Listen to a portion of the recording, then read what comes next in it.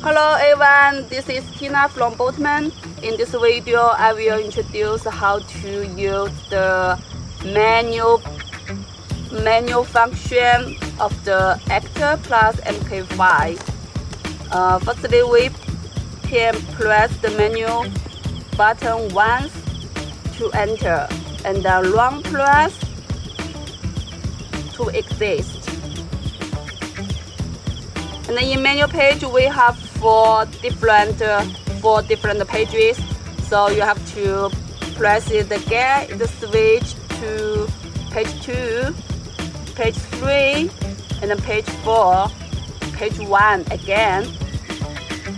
And then in every page, it has different functions. So you have to use the left and the right button to choose.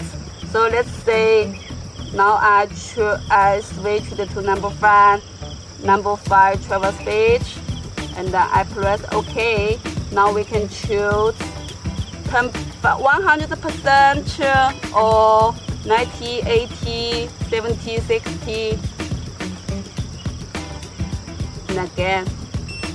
So now you did the travel speed setting.